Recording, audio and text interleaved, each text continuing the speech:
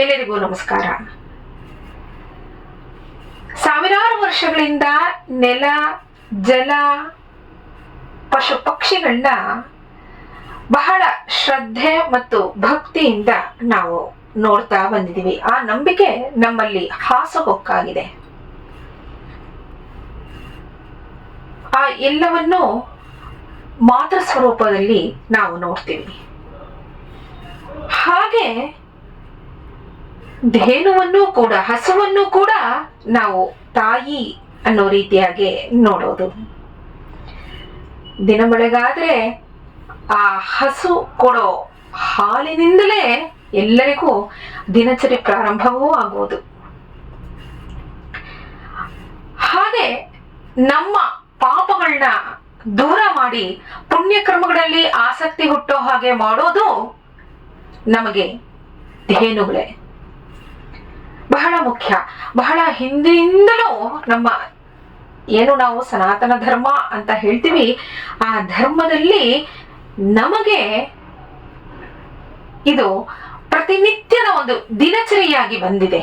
ಧೇನು ಪೂಜೆ, ನಾವು ಗೋ ಪೂಜೆ, ಹಾಗೆ ಗೋಗ್ರಾಸ ಇಡೋದು, ಇವೆಲ್ಲವೂ ಒಂದು ವ್ರತಗಳಲ್ಲಿ ನಾವು ಧೇನುವನ್ನ ಸ್ಮರಣೆ ಮಾಡ್ತೀವಿ. ದಿನನಿತ್ಯವೂ ಧೇನುವನ್ನ ಸ್ಮರಣೆ ಮಾಡ್ತೀವಿ. ಕ್ಷೇತ್ರಗಳಿಗೆ ಹೋದ್ರೆ ಅಲ್ಲಿ ಗೋ ಪೂಜೆ ಅನ್ನೋ ಸೇವೆಯೇ ಒಂದು ಇರುತ್ತೆ. ಹೀಗೆ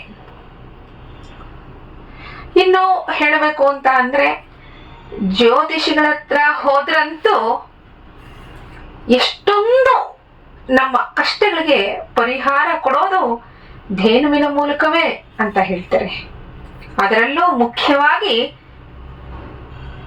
ಹಸುವಿಗೆ ಒಂದಿಷ್ಟು ಗ್ರಾಸ ಅಂದ್ರೆ ದಿನನಿತ್ಯ ನಾವು ಏನು ತಿನ್ನೋದಕ್ಕೆ ನಾವು ಏನು ಮಾಡ್ಕೋತೀವೋ ಅದರಲ್ಲಿ ಒಂದು ಮುಷ್ಟಿಯಷ್ಟು ದಿನನಿತ್ಯವೂ ನಾವು ಗೋಗ್ರಾಸ ಇಡ್ಲೇಬೇಕು. ಆ ಗೋಗ್ರಾಸವನ್ನ ಇಟ್ಟರೆ ಎಷ್ಟೊಂದು ಪಾಪಗಳು, ಹಾಗೆ ಎಷ್ಟೊಂದು ಶಾಪಗಳು ನಿವಾರಣೆಯಾಗತ್ತೆ. ಅದರಲ್ಲೂ ಮುಖ್ಯವಾಗಿ ತುಂಬಾ ಹಿಂದಿನವರು ಯಾರಾದ್ರೂ ಅತೃಪ್ತರಾಗಿ ಹೋಗಿದ್ರೆ ಆ ಸ್ತ್ರೀ ಶಾಪ ಅಂತ ಏನು ಹೇಳ್ತಾರೆ, ಆ ಸ್ತ್ರೀ ಶಾಪವೆಲ್ಲವೂ ಈ ಗೋಗ್ರಾಸದಿಂದ ನಾಶವಾಗತ್ತೆ.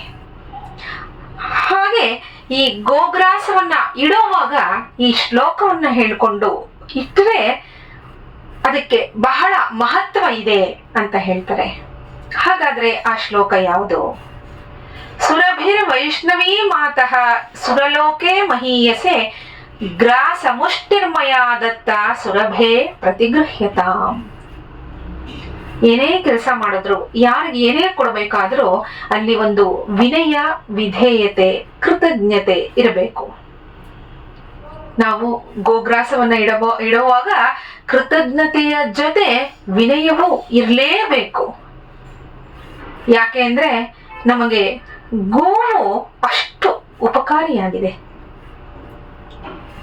ಎಷ್ಟೊಂದು ರೀತಿಯಲ್ಲಿ ನಾವು ಔಷಧಿಯಾಗಿಯೂ ನಾವು ಆ ಗೋಮೂತ್ರ ಎಲ್ಲವನ್ನು ನಾವು ಸ್ವೀಕರಿಸ್ತಾನೇ ಇದ್ದೀವಿ. ಗೋಮಯ, ಗೋಮೂತ್ರ ಇವೆಲ್ಲವನ್ನು.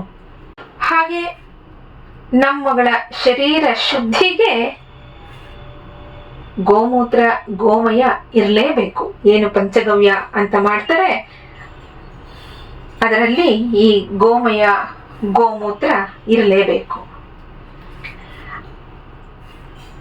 ಶ್ಲೋಕ ಮತ್ತೊಮ್ಮೆ ಹೇಳ್ತೀನಿ. ದಿನವೂ ದಯವಿಟ್ಟು ಒಂದು ಹಿಡಿ ಗೋಗ್ರಾಸವನ್ನ ಹಸುವಿಗೋಸ್ಕರ ಇಡಿ, ನಾವು ಏನು ತಿನ್ನೋದಕ್ಕೆ ಮುಂಚೆ. ಸುರಭಿರ್ ವೈಷ್ಣವೀ ಮಾತಃ ಸುರಲೋಕೆ ಮಹೀಯಸೆ ಗ್ರಾಸ ಮುಷ್ಟಿರ್ಮಯ ದತ್ತ ಸುರಭೆ ಪ್ರತಿಗೃಹ್ಯತಾಂ. ಅರ್ಥ ಏನು ಅಂದ್ರೆ, ಸುರಭಿ ಕಾಮಧೇನು ಅಂತ ಹೇಳ್ತೀವಿ. ಕಾಮಧೇನುವಿನ ಮಗಳು ಸುರಭಿ ಅಂತ. ಕಾಮಧೇನು ಆ ಹೆಸರೇ ಹೇಳೋ ಹಾಗೆ ನಾವು ಬಯಸಿದ್ದನ್ನೆಲ್ಲ ನೀಡೋ ದೇವಧೇನು ಅದು. ಆ ಕಾಮಧೇನುವಿನ ಸಂತತಿ ಸುರಭಿ ಮುಂತಾದ ಸುರಭಿ, ನಂದಿನಿ ಅಂತ ಹೀಗೆಲ್ಲ ಹೇಳ್ತಾರೆ. ಆ ಕಾಮಧೇನುವಿನ ಸಂತತಿಯವೇ ನಾವು ಈಗ ನೋಡ್ತಾ ಬರ್ತಾ ಇರೋ ಹಸುಗಳು ಕೂಡ.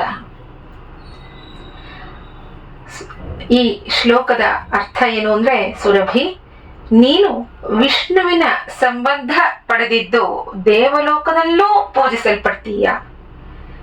ಅಂದ್ರೆ ನಿನಗೆ ಸದಾ ವಿಷ್ಣುವಿನ ಸಾನ್ನಿಧ್ಯ ಇದೆ. ಆದ್ರಿಂದ ನೀನು ಆ ದೇವನ ಜೊತೆ ದೇವಲೋಕದಲ್ಲಿಯೂ ನೀನು ಪೂಜಿಸಲ್ಪಡ್ತೀಯ.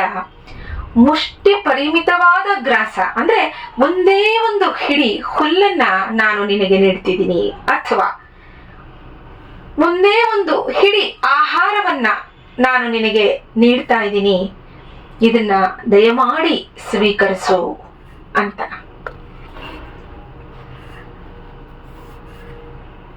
ಸ್ತ್ರೀ ಶಾಪವನ್ನ ಕಳ್ಕೊಳ್ಳೋಕೆ, ಇನ್ಯಾವುದೇ ಬೇರೆ ರೀತಿಯ ತೊಡಕುಗಳಿಂದ ನಾವು ಹೊರಬರೋಕೆ ಇದನ್ನ ಪ್ರತಿನಿತ್ಯವೂ ಮಾಡಲೇಬೇಕು. ಯಾಕೆಂದ್ರೆ ನಮ್ಮ ಪಾಪಗಳನ್ನ ತಾನು ತಗೊಂಡು ನಮಗೆ ಪುಣ್ಯ ರಾಶಿಯನ್ನ ಹರಿಸೋ ಮಾತೆ ಗೋಮಾತೆ. ಎಲ್ಲರೂ ಇದನ್ನ ಮಾಡಿ ಅಂತ ಕೇಳ್ಕೊತಾ ಇದ್ದೀನಿ. ನಮಸ್ಕಾರ.